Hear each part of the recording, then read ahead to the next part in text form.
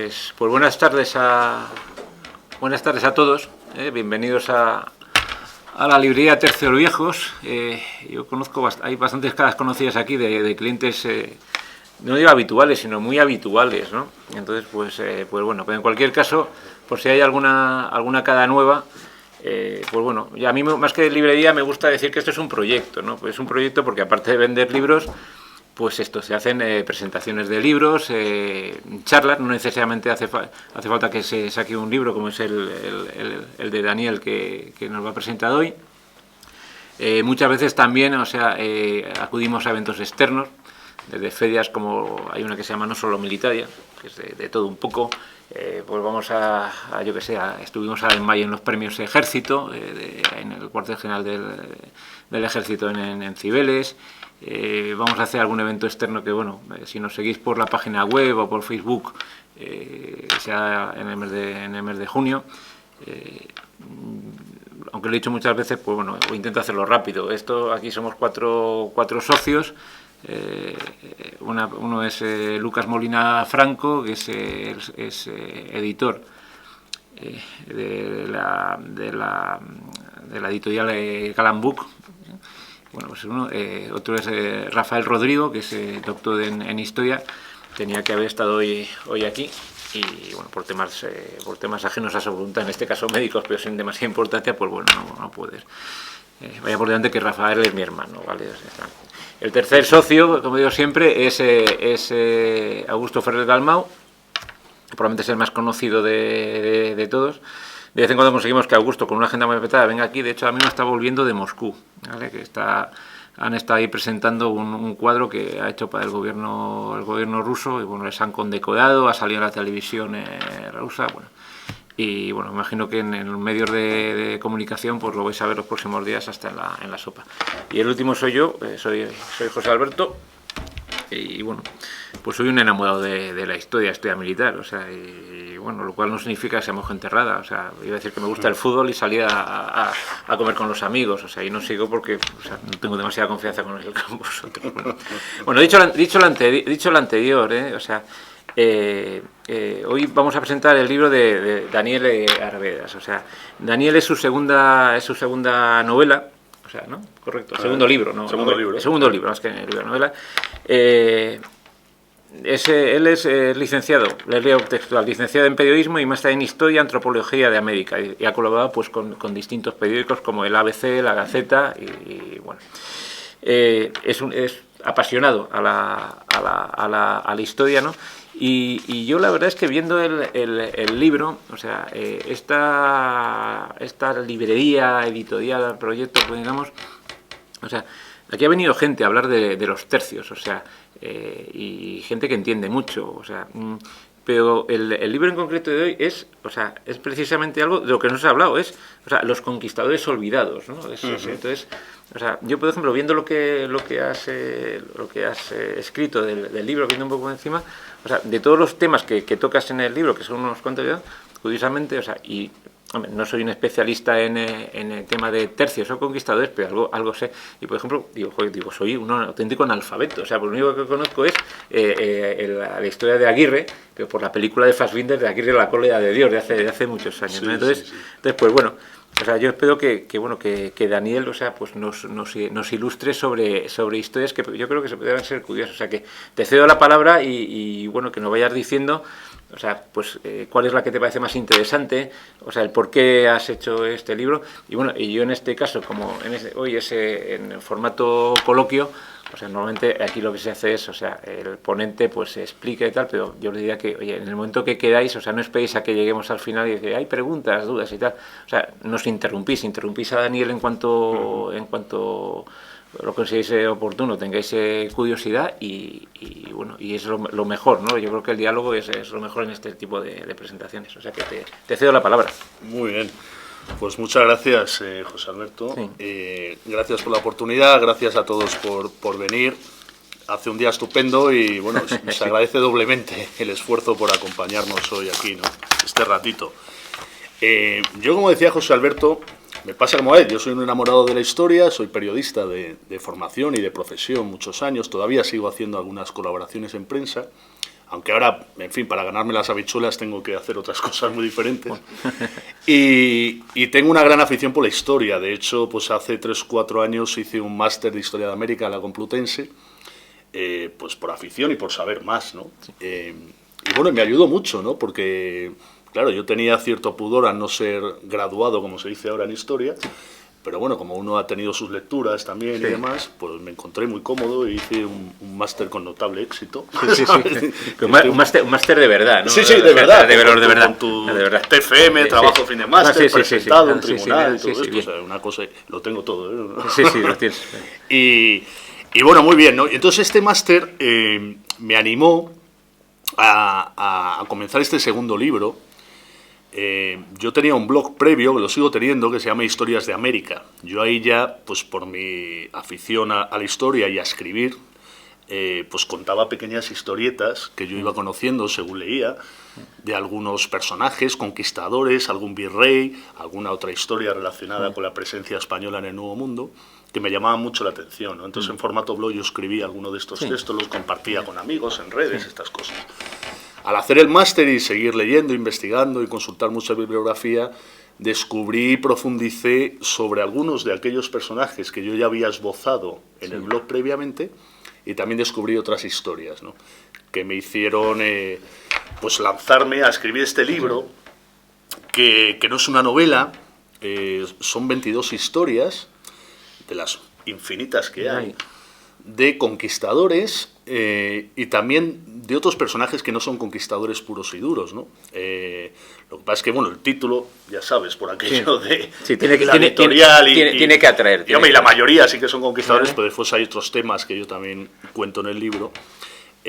Pues sale este libro, ¿no? Son 22 historias independientes entre sí que abarcan desde los primeros viajes de Colón hasta Bernardo de Gálvez, ¿no? O sea, eso os da una idea que yo he querido rescatar personajes y hechos muy diferentes, pero que tienen algo en común para mí, que es que la mayoría yacen en el olvido, por unas razones o por otras, por desinterés, por prejuicios también, y porque nos hemos quedado en muchas ocasiones con 4 tópicos, en su mayoría negativos, ¿no? Sobre lo que fue la presencia de España en América. Oye, te voy a hacer una pregunta, que ya hizo aquí algún periodista que está... Dale, porque si no yo me... te creces, me, ¿no? enrollo y no... O sea, nos han preguntado muchas veces, o sea, ¿cuál es el motivo que piensas? O sea, porque... O sea, hay una parte de la historia de España que parece olvidada. Parece que la historia de España se queda resumida en la guerra de independencia y 4 hechos más, y la batalla de Lepanto, aunque creo que la batalla de Lepanto sale también en tu libro, ¿no? Y tal. Pero ¿por qué piensas, o sea, esta afición por el tema de los tercios? Y lo digo con conocimiento de causa, porque os digo que en esta librería se venden cualquier tipo de libros. Somos un poquito más especializados en tema de tercios. Pero debo reconocer,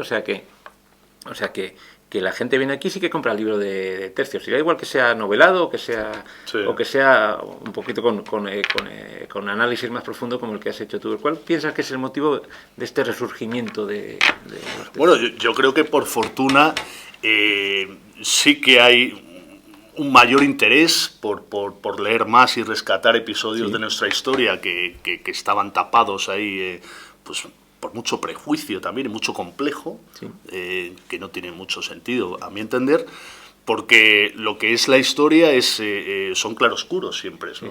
Son luces y sombras, y son hechos en su momento protagonizados por personajes de su tiempo, ¿no? Y eso a menudo se olvida, y cada uno pues le mete una carga ideológica que está fuera de lugar, en mi opinión, ¿no? Entonces yo aquí, modestamente, trato de alejarme de prejuicios, ideologías, y de contar estas historias que además en la mayoría de los casos he tratado que las cuenten ellos, sus protagonistas, porque yo siempre lo digo, casi todo está escrito y además hace muchos siglos, ¿no? Entonces Gonzalo Pizarro, cuando va a buscar el país de la canela y se interna por la selva amazónica en una expedición que es un desastre y que no va a ninguna parte, pues resulta que pues avatares de la expedición y porque se encuentran perdidos, pues Francisco de Orellana, que es un pariente suyo lejano y que se ha unido a esa expedición, pues llega un momento que se separan y dicen, bueno, venga, pues baja tú por este río tan caudaloso y a ver si en 2 o 3 días encuentras víveres y no sé qué. Resulta que Orellana pues empieza a surcar aquel río, y se tira varios meses, claro, no puede retroceder, remontar la corriente, y es el Amazonas, ¿no? Sí, y el tío acaba descubriendo el río Amazonas, desemboca en el océano, y ¿qué hace? Se va corriendo a la corte a contarlo, a vender esa historia. Y Gonzalo Pizarro se queda esperándole desesperado y harapiento en medio de la selva, ¿no? Fíjate, Entonces Gonzalo Pizarro cuenta, dice, sí. este es un traidor, me ha dejado aquí tirado, no sé qué, he tenido que regresar a Quito, destrozado, he perdido Hacienda, decenas de hombres, y Orellana se defiende, ¿no? A través de uno de sus escribanos de esto, ¿no?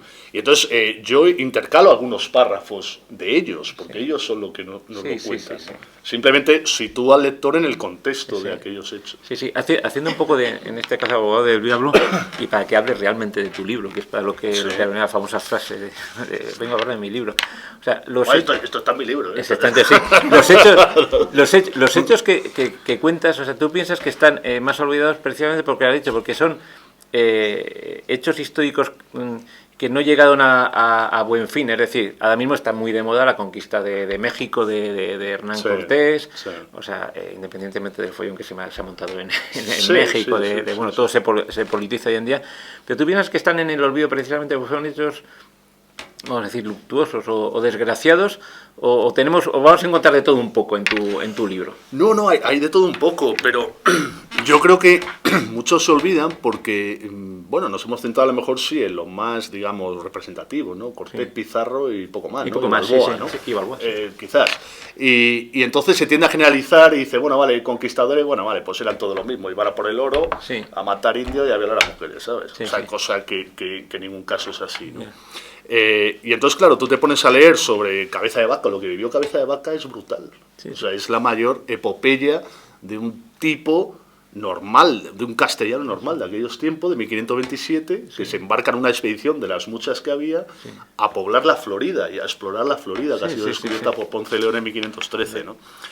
Y bueno, al final, avatares, tormentas, naufragios, pues el tío acaba en las costas de Norteamérica, apresado por unos indios hostiles, y vive una epopeya de supervivencia brutal con una mezcla de astucia y de fortuna que le hace sobrevivir durante más de 8 años y se recorre buena parte de Norteamérica, ¿no? Y eso lo cuenta él, si es que lo escribió él en Naufragios, ¿no?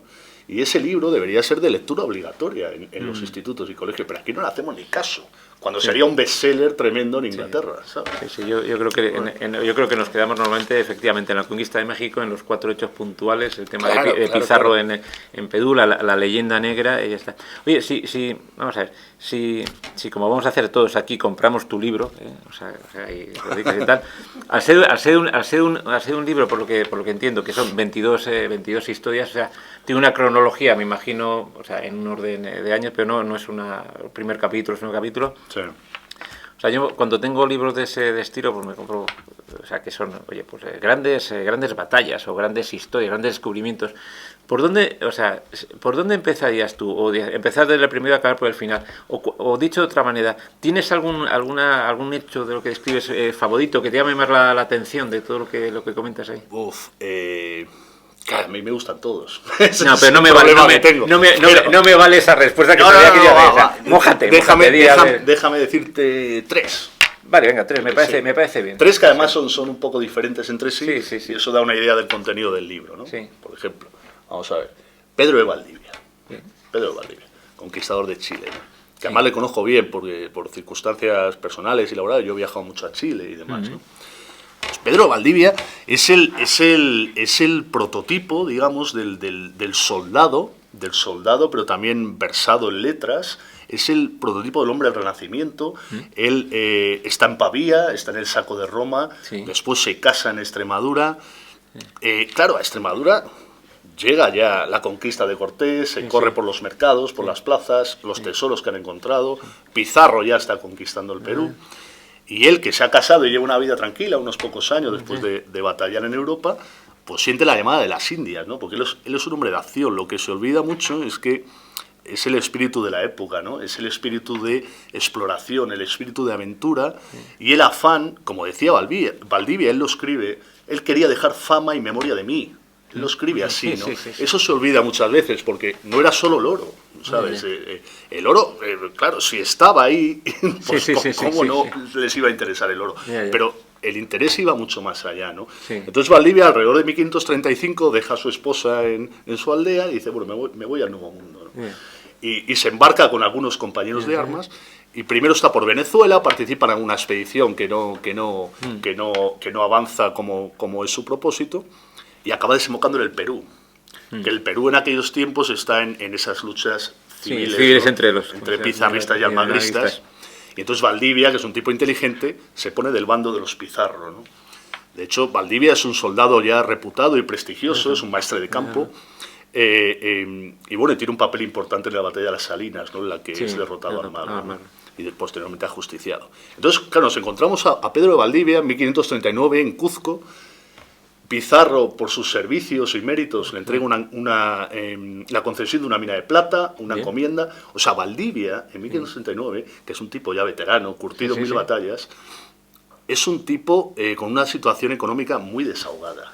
O sea, no necesita más oro, pero sí que necesita gloria, ¿sabes? Dejar su nombre, dejar fama y memoria de mí.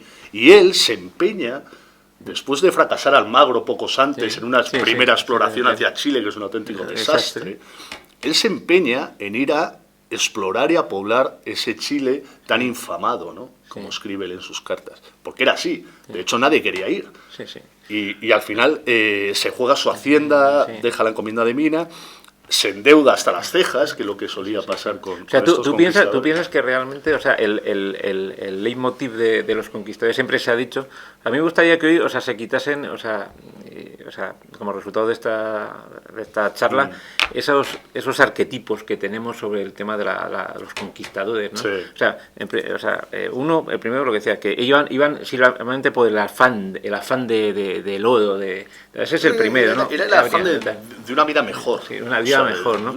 Y otra cosa, o sea, lo digo, o sea, entre otras cosas, porque mi hermano, o sea, Hernán Ausento, o sea, tiene familia de extremeña, concretamente de Trujillo, o sea, cerca de Trujillo, y fíjate, o sea, digo, a ver cuánto tiempo pasa en que no se nombre Extremadura, o sea, eran todos los conquistadores extremeños, y si había un gran porcentaje de eso, ¿por qué era el motivo de que eran de esa zona?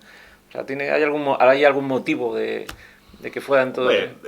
Motivo así claro y único no hay. No hay, ¿no? O sea, eso influye mucho que cuando parten los primeros, sobre todo son andaluces, extremeños. Andaluces, extremeños, efectivamente, claro. Sí. Pero después, claro, es que Cortés conquista México. Sí. Y eso atrae a muchos paisanos, ¿no? Sí. Pizarro, que es de Trujillo, también. De hecho, ellos se rodean de paisanaje, ¿no? en todas estas aventuras, pues son gente de su confianza, familia, allegados y tal. Entonces eso corre por la pólvora, como la pólvora por esos territorios. Pero también hay un montón de vascos. O sea, Lope de Aguirre, vascongado. Lope de Aguirre, efectivamente, es vasco. Este es un personaje muy diferente a Valdivia. Valdivia era un soldado, era un hombre también de letras, era un hombre, digamos, de una categoría más elevada que Lope de Aguirre. Lope de Aguirre, lo que le ocurre es que él llega tarde al Nuevo Mundo. Él llega ya cuando se ha conquistado el Perú, cuando prácticamente casi todo está ya explorado, y él pues se mete ahí en diferentes pendencias, tumultos, revueltas en ese Perú inquieto. Y de hecho, la expedición esta famosa de Pedro Ursúa y desde Atienza, Lope de Aguirre, es ya en 1560. Lo que te decía, es la mitad del 16. O sea, efectivamente, está todo el pescado vendido. Está casi todo el pescado vendido. Entonces, el que no ha conseguido una buena posición y hacienda ya lo tiene complicado. Claro. Y encima, si eres un tipo pendenciero con un pasado oscuro, con algunos crímenes, una cojera ostensible, o sea, era un tío ya con una reputación bastante dudosa. De hecho, se cuenta que el virrey del Perú, el marqués de Cañete, en aquellos tiempos, estamos en 1560, lo que hace al mandar esa expedición hacia las tierras de Omagua y El Dorado, ¿vale? Al mando de Pedro Ursúa, es alejarse de ciertos tipos como Lope de Aguirre y otros que han quedado como soldados ociosos, de estos taberneros que están siempre metidos en trifulcas, y no quiere que, una vez pacificado el Perú, por fin, no se unan a nuevas rebeliones contra la autoridad de la corona, ¿sabes? Entonces, claro, la hueste que reúne Pedro Ursúa, que son unos 300 españoles, no sé qué, que se internan hacia la selva, está formada por bribones y rufianes a un 50%. Entonces, pronto se desatan los celos, las envidias, la codicia, el no ir a ninguna parte, una selva asfixiante. Y encima Pedro Ursúa se lleva a Inés de Atienza, un elemento desestabilizador por la belleza de aquella viuda mestiza y joven y adinerada, amante de Ursúa, ¿no? Porque esto que se refleja en la película El Dorado, como tú dices, y en la de Carlos Saura también del año 80, es cierto. Es cierto, o sea, es bastante cierto, porque después yo he leído los testimonios que se conservan en el Archivo de Indias de los supervivientes de aquella expedición tan sanguinaria como fue la de Lope de Aguirre y Ursúa y demás. Y ellos cuentan, y en mi libro hay algún testimonio, cómo la presencia de esa mujer tan bella en esa hueste, ¿sabes?, que pasa tantas calamidades. Y desestabiliza. Es un factor porque dice que Pedro de Ursúa pues abandona el mando, se deja llevar, se aleja con su amada por allí y los demás no saben ni... Fíjate, iba a venir hoy, digo, pero no me ha gustado, prefiero que fluya, ¿no?, las ideas. Digo, me hago una lista de preguntas y ya está, pero casi prefiero sobre la marcha. Veo una que sí tenía en mente y sabía que iba a salir al final hablamos siempre de conquistadores, o sea, y en honor al público femenino que tenemos hoy, y que agradezco que esté, o sea, el papel de la mujer en toda esta época, estamos hablando prácticamente acabamos de salir de la Edad Media, o sea, es relevante, o sea, porque también volvemos de nuevo a los arquetipos, o sea, siempre se habla el papel de la mujer en la conquista y siempre se habla de la ¿cómo la llaman de distintas maneras? Melinche, la que estaba con la Malinche, Malinche de Cortés. O sea, es realmente, o sea, influye, o sea, cuando aparecen en un sentido o en otro, como tú has dicho en la expedición de Lope de Aguirre, pues, o sea, pues esta mujer por su belleza desabilita, pero ¿hay algún otros hombre, sí, otros personajes femeninos que nos hagan? En mi libro hay 3 o 4 mujeres de bandera, ¿no? O sea, está Inés Suárez. Inés Suárez es fundamental para Pedro de Valdivia, es su mano derecha, es la que la salva de una conspiración, es la amante de Valdivia, que la conoce en el Cuzco, porque Inés Suárez es viuda de un soldado que ha fallecido en esas guerras civiles, y pues entabla una relación pasional con Valdivia y le acompaña, es la única mujer que le acompaña a la conquista de Chile, ¿no? Y ella juega un papel fundamental tanto en la travesía, avisándole a Valdivia de una conspiración en su contra, encontrando agua en el desierto de Atacama. Todavía hay un lugar en Chile que se llama La Aguada de Inés Suárez, ¿no?, donde dicen que ella encuentra agua milagrosamente, y sobre todo defendiendo la recién fundada Santiago de la Nueva Extremadura, Santiago de Chile. De un ataque de los indios de la zona, aprovechando que Valdivia está ausente con la mitad de la tropa, ¿no? Y cuando casi está todo perdido, pues esta Inés Suárez pues muestra una valentía admirable, ¿no? Sí, en un momento extremo. Y la monja Alférez, la célebre monja Alférez, cierto, que hasta hace no demasiados años se pensaba que era una leyenda, ¿no?, que era un mito, hasta que van apareciendo los documentos, incluso su hoja de servicios y de méritos, la Catalina de Lauso, la monja Alférez. Por eso casi desde el principio tienen un papel muy importante los lenguas, ¿no?, o intérpretes indígenas que se buscan con celeridad, cuanto antes mejor, ¿no? Que son los que les guían por los territorios y les hablan de lo que se van a encontrar, de los indios hostiles, los que no, estas cosas, ¿no? Pero bueno, todo tiene un nivel de gente muy intrépida, con gran valentía, que afrontan pues muchas veces lo desconocido, ¿no? Porque estas expediciones muchas veces no saben ni a dónde van, o sea, tienen una ligera idea de las costas y poco más, pero el interior muchas veces está inexplorado. Entonces... Yo me imagino que influye también el hecho de que gran parte de la gente que llega ahí es marinería, es gente que está acostumbrada a navegar, entonces pues bueno... O sea, yo creo en aquella época, el tema de a lo mejor de las estrellas, o sea, de guiarse por, o sea, al menos decir vamos al norte, vamos al sur, en ese momento. Sí, no, bueno, eso más o menos, pero está claro que obviamente es un territorio inexplorado, ¿no? O sea, lo que pudieran encontrar se van topando con ellos. Sí, se van topando con ellos, en ese sentido ocasiones. Sí. Era gente de una decisión y de una determinación. Eso es así. Sí, bueno, yo me imagino que en la conquista, no sé, o sea, a partir de que vas conquistando se van haciendo los primeros mapas de lo que son los futuros virreinatos, ¿no? Se van completando, ¿sabes? Expedición a expedición, y uno se apoya en lo que esbozó no sé quién, que estuvo por allí y se perdió, pero dejó un legajo, y o sea, todo se va, es como un puzzle, ¿no? Que se va componiendo y se va avanzando.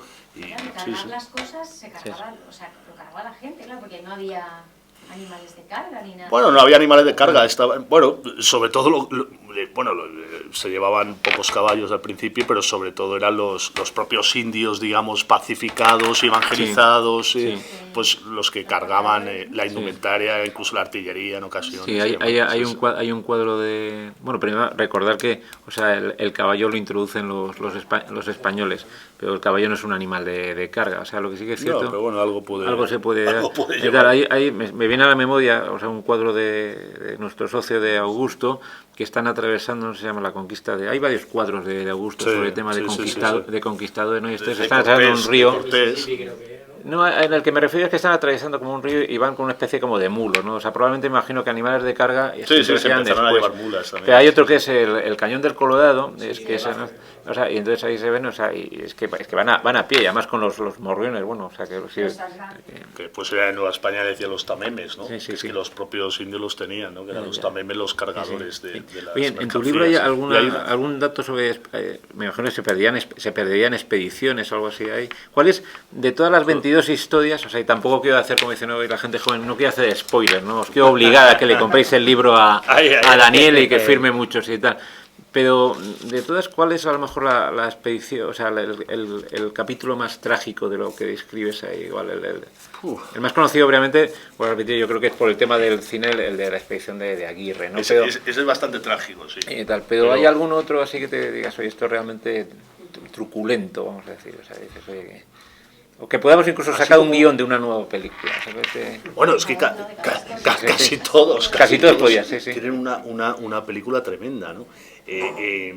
O sea, este de Lope de Aguirre es tremendo. Hay otro capítulo que yo hablo sobre todo de ella, de Inés de Atienza, ¿no? De esta bella india mestiza y tal. Cómo la veían sus compañeros, ¿no? Los que sobreviven y demás. Pero trágicas hay unas cuantas, o sea, trágicas... Bueno, la propia conspiración, la llamada conspiración del Marqués del Valle, del hijo de Hernán Cortés, de Martín Cortés, que eso estamos como en 1560, 64, que es bueno por aquellas, precisamente las ordenanzas que llegaban desde la corona para proteger a los indios y que los conquistadores de la primera oleada se frenara un poco su poder, ¿no? Porque es verdad que han ganado aquellas tierras a base de esfuerzo y de la fuerza de su brazo, ¿no? Y entonces han cogido pues un poder enorme, ¿no? Entonces la corona trata de un poco contener eso y aparte de proteger a los indios más, ¿no? Y entonces, claro, muchos de los hijos de aquellos primeros conquistadores ven en peligro su posición económica porque se limitaba a la herencia de las encomiendas y demás, ¿no? Y bueno, y ahí hay una conspiración que se basa todo en rumores, delaciones, signos, señales extrañas, reuniones, unos toman parte por este hijo de Hernán Cortés porque le ven como el sucesor de su padre, ¿no? La Nueva España se ha quedado sin virrey en ese momento. Incluso pues se piensa que este Martín Cortés puede incluso coronarse como rey allí, independizarse de la corona. Total, que interviene la autoridad, ¿no? La Audiencia Real, ante esas denuncias, pues detienen a Martín Cortés y a sus hermanos y a algunos conquistadores, y bueno, y varios son ejecutados con celeridad, ¿no? O sea, esa historia es tremenda. Incluso hay algún personaje que se escabulle de los que está con Martín Cortés, se va al norte de la Nueva España, se enrola ahí para luchar contra los chichimecas, para pasar desapercibido y tal. Pero bueno, acaba siendo también atrapado. Porque, por cierto, ya te vuelvo a repetirte, o sea, releyendo un poco, o sea, que me lo leeré tu libro, o sea, cuando tenga tiempo estas vacaciones, si llego a ellas. Me ha llamado la atención a que lo dices, que la historia, o me suena una historia de algún conquistador, de algún soldado español, que vamos a decir que se pasa al otro bando. ¿Hay algún caso de esto? Bueno, el famoso Gonzalo Guerrero. Correcto, sí. Que vamos a ver, se cuenta la historia de un soldado castellano que en los primeros años, 1510, 1511, naufraga su barco en el Golfo de México, ¿no? En el Caribe. y sobreviven unos cuantos y llegan a las costas del Yucatán, ¿no? Y ahí son apresados y son sometidos a cautiverio, ¿no? Por los indios de la zona. Y al final, pues digamos que quedan dos. Queda este tal Gonzalo Guerrero, que es un soldado, y queda un clérigo, ¿no? El clérigo Aguilar, que posteriormente será compañero de Cortés y será lengua o traductor y un personaje muy importante, ¿no? Y entonces, bueno, cuando Cortés llega años después, que han pasado 10 años, pues a la conquista de México, tiene noticias que hay varios cristianos prisioneros cautivos desde hace años de los indios. Manda rescate por ellos. Y el clérigo, pues claro, deseando, pues al final intercambian objetos, regalos, y él pues se une a las tropas de Cortés. Y este Gonzalo Guerrero, pues que ha vivido una peripecia singular, porque el tipo, como era un soldado, pues le obligan a guerrear contra otras tribus rivales, y él se cuenta que en una refriega pues salva al cacique local, ¿no? De una muerte segura. Entonces a partir de ahí cambia su condición, pasa de esclavo a ser ya reconocido como uno más, se le regala una hija del cacique como esposa, él pues bueno, se deja ahora dar las orejas, se viste ya como un indio, prácticamente desnudo, en fin, se va mimetizando con esa nueva vida. Te preguntas si podemos hacer algún guión y vamos, de esto sacamos una película. Bueno, o sea, una película, yo creo que es una película total. Es lo ideal de, yo creo, de cualquiera que escribimos libros. Pero es que además este Gonzalo Guerrero se mimetiza con esa cultura de la zona, tiene varios hijos con esta mujer, se dice que es el padre del mestizaje en México, antes incluso que la Malinche y demás. Yo estuve en la Ribera Maya y hay una estatua tremenda de ese Gonzalo Guerrero representada, claro, como un indio, medio desnudo, con un taparrabos, pero de repente con barba. Tú dices, coño, ¿y este quién es? Entonces tú lo lees ahí, dice Gonzalo Guerrero, padre del mestizaje, cautivo y después tal. Y este Gonzalo Guerrero tanto asume su nueva vida que se va olvidando de Castilla y de los suyos, y acabará luchando contra los españoles cuando se van adentrando por aquel territorio. Y muere de un arcabuzazo, y se cuenta, el gobernador de Honduras, en 1536, cuenta que han encontrado a un español vestido en hábito de indio, ¿vale? Horadadas las orejas y demás, y dice, este debe ser el Gonzalo aquel que hace años naufragó y tal. Lo que pasa es que él da otro apellido, ¿no? Entonces, a mí me lleva a pensar que lo de Guerrero era un apodo más que... Sí, el guerrero, ¿no? Sí. Bueno, pero bueno, sí que es una película también. Sí, es una película. Oye, vamos a seguir avanzando en el libro, porque, o sea, has dicho que, o sea, el libro llega hasta Bernardo de Gálvez, ¿no? Sí. Y estamos centrados siempre en lo que es pues eso, 1535, o sea, siglo XVI. O sea, ¿qué personajes, o sea, porque a partir del siglo, o sea, de 1600, o sea, podemos decir que está todo conquistado, está ya organizado por virreinatos, o sea, luego empezaron las invasiones inglesas, y tal. O sea, vamos a seguir adelante. ¿Qué personajes te llaman más la atención? Sin llegar todavía a Bernardo de Gálvez, que yo creo que es una situación, o sea, es ya otra época. O sea, ¿qué es lo que hay? O sea, ¿qué...? Déjame contarte algo de los virreinatos, ¿vale? Porque yo, en mi libro, yo investigué precisamente en mi máster a uno de los virreyes, ¿no? de la Nueva España y del Perú.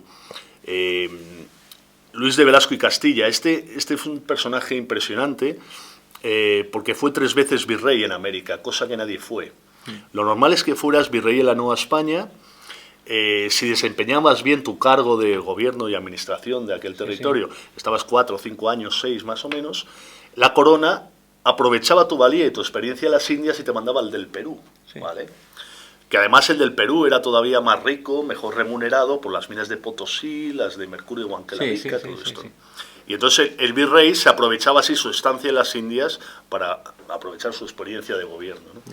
Entonces, bueno, él fue virrey de la Nueva España, entonces estoy hablando de finales del 16, pasa luego al Perú, y de nuevo, y esto es lo curioso, vamos, lo que te demuestra, además de todo lo que desempeñó este hombre, es reclamado para un tercer virreinato en la Nueva España. Y por si fuera poco, además él fue virrey de la Nueva España con Felipe II, virrey del Perú con Felipe II, pero muere en 1598 Felipe II y ya es su hijo Felipe III. Y es Felipe III el que le reclama como virrey de la Nueva España de nuevo. Y cuando ya es casi, pues prácticamente anciano, cerca de 80 años, le mandan y dice, bueno, vale, porque el otro pide que le dejen retirarse, Sí, y tal, sí, sí. ¿no?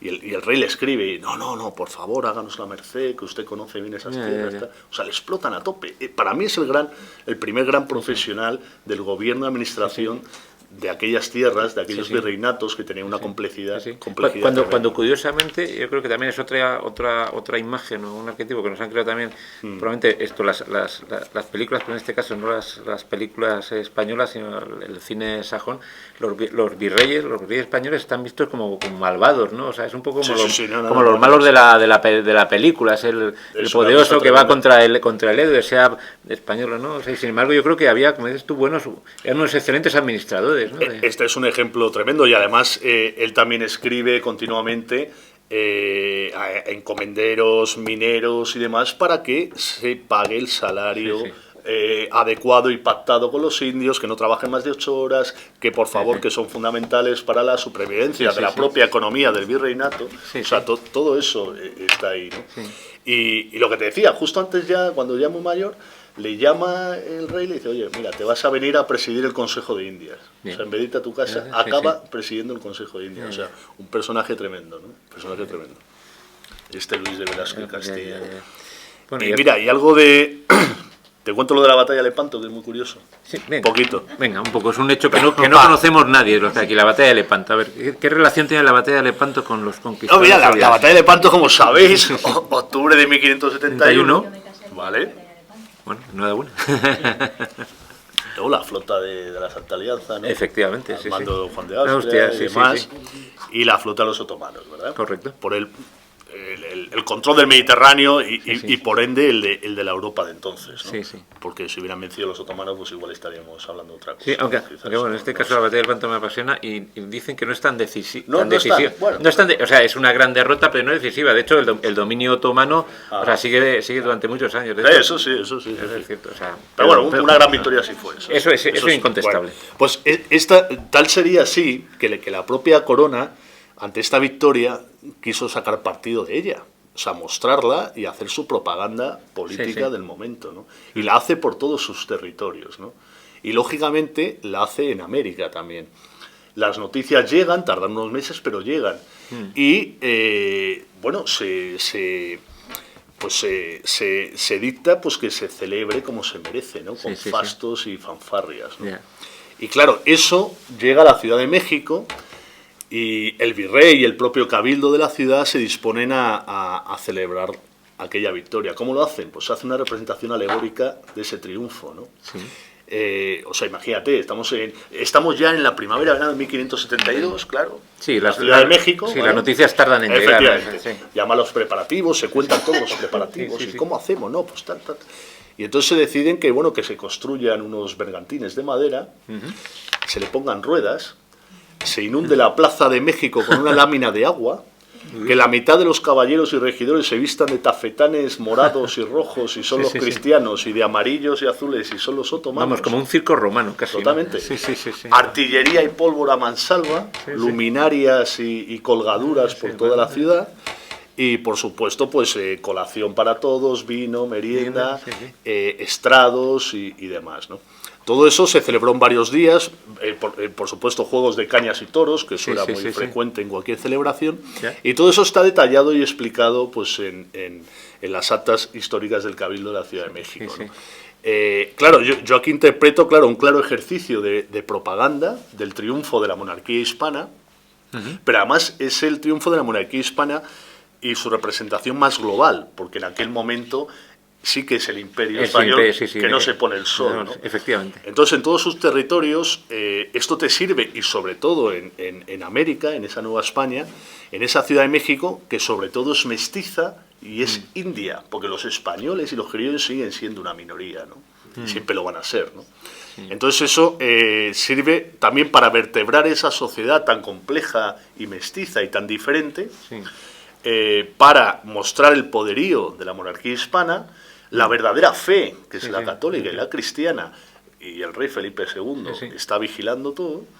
Y bueno, y aquí en ese capítulo, que es muy curioso y a mí me gusta mucho, se explica un poco incluso lo que se paga al alarife, el que construye los maderos, el que no, cómo se organiza todo, ¿no? Ya. Ahora que estás hablando, o sea, de hacer referencia, oye, estás dando muchos datos, ¿no? Entonces, mi pregunta es, o sea, y es una pregunta que es bastante típica cuando está en presentación del libro, pero yo creo que es necesaria, o sea, tu documentación para el libro, o sea, ¿a dónde has ido? O sea, ¿has ido a archivos? O sea, dice que, o sea, has estado entiendo que conoces México, o sea, y de todas las fuentes que has podido consultar, o sea, ¿cuál te ha resultado la más fructífera o cuál te ha sorprendido, o sea, de lo que has visto? Mira, estas actas de los cabildos son una fuente de primera mano impresionante, tanto las de Lima como de México, como de otras ciudades de América, y casi todas tienen un acceso más o menos sencillo online, con lo cual tú puedes consultar muchísimos documentos que están ya digitalizados, ¿no? Y te da muchos detalles, porque las actas del cabildo, bueno, pues eran los caballeros regidores y los alcaldes se reunían y trataban todos los asuntos cotidianos del gobierno de la ciudad, ¿no? Ya sean fiscales, tributarios, económicos, permisos municipales, fiestas, celebraciones, bodas, natalicios, funerales, noticias que llevan desde España, los procuradores que tenían que mandar a la corte, que no sé qué. Entonces es muy curioso y es muy completo, ¿no? Y eso se utiliza poco, ¿sabes? Yo creo. Y después, claro, yo cuando hice el máster de Historia de América, pues encontré también diversas fuentes documentales y sobre todo cómo acceder a ellas, ¿no? También el propio Archivo de Indias, a través de pares, pues tiene cada vez más fondos digitalizados, ¿no? Y si sabes un poco moverte con el sistema, puedes encontrar cositas muy curiosas, ¿sabes? Aparte de bibliografía, y sobre todo yo he tirado mucho de biblioteca ahí, de las facultades. Oye, y la edad de los conquistadores, o sea, lo que es la época, o sea, al final, ¿por qué desaparece la figura del conquistador? Obviamente porque ya se han fundido, o sea, el mestizaje, porque obviamente no hay nada que conquistar, bueno, nada, relativamente, ¿no? O sea, porque yo no sé si tocas en alguno de los capítulos del libro, o sea, lo que queda pendiente de conquistar, que es, a mí es la frontera norte, o sea, en lo que es Arizona, las misiones, ¿no? O sea, bueno, ahí toco poco, pero es que en realidad eso... sí, queda por conquistar, pero es que tampoco había ya fuerza humana suficiente. O sea, estábamos en un territorio tan inmenso que no daba más de sí, ¿no? Y aparte que era un territorio enorme, grandes desiertos y montañas, y lo que se hace ahí es ocuparlo mínimamente en el siglo XVIII para que no te lo amenacen ingleses o rusos por el norte o demás, ¿no? Y entonces se hacen estos presidios y misiones para ir evangelizando a los indios, y bueno, y que conste la presencia hispana en ese territorio en el siglo XVIII, pero no con intención de poblarlo masivamente, porque ni siquiera tenías ya tanta gente. Eso es una constante, ¿no? La falta de... Porque, volvemos a repetir, cuando decimos conquistadores es que eran 4 gatos, o sea... Es que eran 4 gatos, efectivamente, es que eran 4 gatos. Y de hecho, siempre la población mestiza y la población india fue infinitamente superior a la propia española, lógicamente, ¿no? O sea, que eran unos pocos miles. Realmente, la presencia española, o sea, realmente... ¿Cómo se nos ve? O sea, tú que has visto las fuentes, o sea, has tenido posibilidad de ver, o sea, cómo nos ven desde el otro lado, o sea, lo que dan los indios. ¿Hay algún tipo de fuente o de documento, o sea, que digan, oye, o sea, nos han influido realmente, o sea, nos ven como, o sea, porque si hoy en día, o sea, yo a veces he viajado a Sudamérica y la verdad es que a los españoles, pues bueno, depende, ¿no? Depende del sitio, aparte del sitio y de con quién hables. Y de con quién hables, o sea, hay de todo, o sea, pero se nos ve como la colonización española se ve positiva o bueno, lo digo porque, vuelvo a repetirte, el claro ejemplo de México, o sea, que yo creo que con la mejor intención del mundo, o sea, se intenta decir, oye, mira, es el aniversario de la conquista de México, y por un tema político el presidente de México se descuelga diciendo que tenemos que pedir disculpas, ¿no? Sale un poco por... Bueno. O sea, eso, o sea, realmente tú la ves positiva, o sea, todo lo que hemos hecho allá, o sea, estos señores que yo creo que... ¿Me pides mi opinión sobre...? Sí, vamos a ver. No, o sea, mira... yo en el prólogo, yo invito a los que lean el libro que presten atención al prólogo. Sí. Además, hace poco escuché una frase muy buena que me la he quedado yo, ¿sabes? Me la he apropiado, que dice que el prólogo de un libro a menudo es lo que se escribe al final, ¿no? Una vez terminado el libro, tú escribes el prólogo, ¿no? Sí. Ya más pausado y reflexionando lo que quieres poner en el prólogo. Sí que en muchas ocasiones, ¿no? Sí que es cierto, yo lo he hecho, ¿no? Efectivamente. Sí, escribes y luego haces el prólogo. Es lo último que se escribe, posiblemente es lo que está mejor escrito, sí. Porque ya te has quitado, has puesto la palabra fin y dices, bueno, voy a hacer el prólogo. Entonces, sí, pones ahí tu brandy o lo que sea, y te voy a hacer un prólogo aquí impresionante, ¿no? Y por desgracia, es lo que mucha gente no se lee, ¿sabes? Porque en muchas ocasiones dices, coño, y pasas al capítulo 1, ¿no? Sí. Pues yo invito a que lean el prólogo, porque yo en el prólogo sí que hago algunas reflexiones más personales mías, según lo que yo he leído y he investigado, pues sobre la presencia española en el Nuevo Mundo, ¿no? Entonces, me pides mi opinión, pues está ahí, pero básicamente te cuento luces y sombras, claroscuros lógicos. Correcto. Es historia, era hace 500 años, pero yo creo que la obra hispana en el Nuevo Mundo es muy digna de reseñar y de recordar y de contarla, o sea, pero tampoco hace falta crear leyendas doradas ahora de qué buenos fuimos, y no, porque tampoco es así, ¿no? Pero lo hecho por España en el Nuevo Mundo me parece impresionante, que hoy más de 600 millones de personas hablemos el mismo idioma, y toda la huella dejada allí, porque desde el principio tratamos de mezclarnos con aquellas gentes sin ningún tipo de prejuicio ni complejo, y se trató de protegerles, ¿no? Otra cosa es que hubiera abusos y otra cosa es que la corona estaba muy lejos y era muy difícil ordenar aquellos primeros tiempos en los que, sobre todo por las epidemias y el contagio de enfermedades llevadas por aquellos hombres barbudos, que esos indios que no conocían ni la gripe.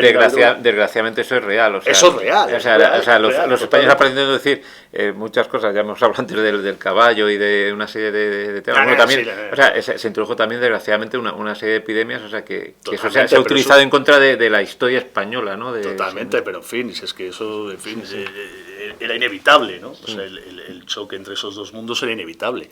Pero bueno, en fin, yo sobre todo animo siempre a leer y investigar más y prejuzgar menos y sobre todo quitarnos de ideologías y cuando algún político diga algo sobre esto no le hagáis mucho caso, porque normalmente no se habrá leído nada, ¿sabes?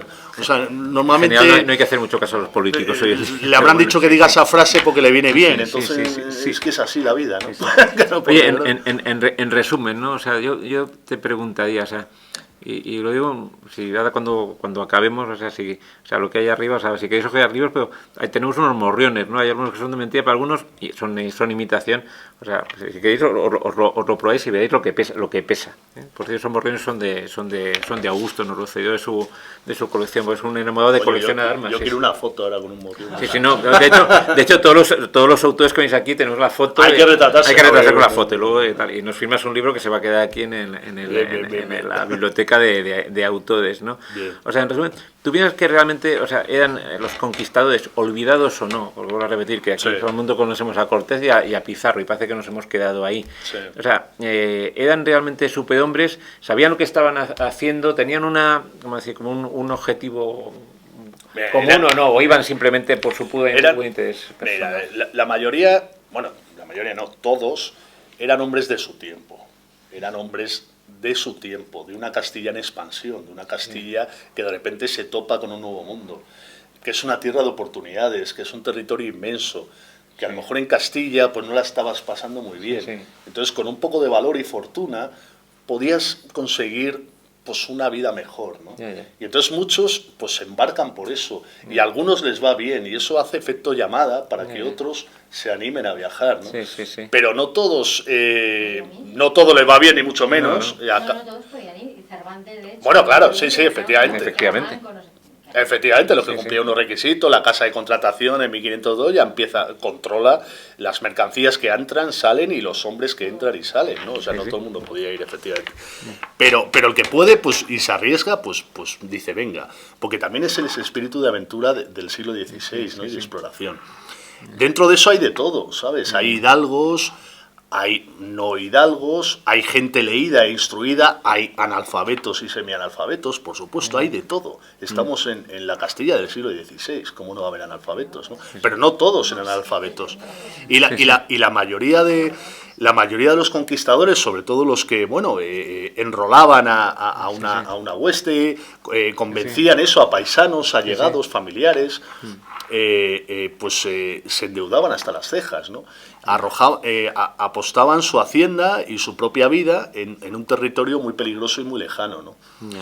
Después a unos pocos les iba bien, a la mayoría les iba bastante mal, y la mayoría dejaban su vida en una selva olvidada o en un desierto inhóspito, ¿no? De eso hecho, es así, o sea, de hecho, la valentía y el arrojo de esta gente está fuera de toda duda. Abusos y eran gente de cuidado, pero no se puede generalizar ni mucho menos. O sea, es cierto que muchos no acabaron, incluso los más famosos, o sea, Pizarro o Cortés no acabaron especialmente. Y el propio Cabeza de Vaca, después de lo que vivió, pues le mandan ahí a la gobernación del Río de la Plata y por conspiraciones y envidias, pues le va fatal y acaba aquí acusado de no sé qué traiciones, o sea, bueno, en fin, hay de todo. Me imagino que ya, o sea, tu siguiente libro, o sea, va a ser de conquistadores también, o poco has dejado ya para escribir, ¿no? O sea, no, joder, pues es que hay miles de historias, ¿no? O sea, fíjate que estas son 22 y son un puñado, ¿no? O sea, hay 1000 historias y bueno, estoy rondando ya alguna cosita por mi cabeza, pero es que a mí lo que me gusta, igual que tú, a ti te apasiona el tema de los tercios, a mí también me gusta, para mí me apasiona el tema del Nuevo Mundo, ¿no? Porque además yo he viajado mucho por América y he leído bastante y cada vez me animo a profundizar más. Y voy conociendo nuevas historias que creo que se deben dar a conocer, ¿no? O por lo menos divulgarlas en mi modestia, pues para la gente que me pueda leer, porque se descubren hechos muy interesantes y que son muy desconocidos. Se me acaba de ocurrir la pregunta. ¿Te gusta? O sea, yo, por ejemplo, del otro lado del charco, o sea, conozco por trabajo y por eso conozco solamente dos países, o sea, México y Argentina, ¿no? Sí. Y tal. Y entonces, obviamente, cuando vas, por ejemplo, a México, o sea, el turismo es siempre sobre las pirámides que hay, sean mayas o aztecas, ¿no? O sea, ya con el tema de, pues, con tercios conquistadores, yo creo que están muy relacionados, ¿no? Sí. Pero nos quedamos entonces, ¿no se te ha ocurrido, o sea, tirar para atrás? O sea, lo que es la América precolombina, ¿tú crees que tiene...? O eso ya es un territorio ignoto, ¿no? Ignoto es muy complejo y complicado de investigar, ¿no? Y de hallar fuentes, digamos, fidedignas y... A pesar de ser grandes culturas, yo creo. O sea, totalmente. Pero fíjate, si meterte en estos temas ya es complejo y requiere, pues, tu tiempo y una investigación profunda... pues bueno, ya la América precolombina no me atrevo ni creo estar yo capacitado para semejante reto. Sí. Bueno, en cualquier caso, yo lo que espero es que el próximo libro que hagas sea de más conquistadores, de lo que te guste, o sea, que vengas aquí y lo presentes. O sea, esta es tu casa, ¿no? O sea, aceptada tu invitación, claro que sí. Claro que sí. Muchísimas gracias por venir, por atender a Daniel. Daniel, muchas gracias por venir en esta tu casa.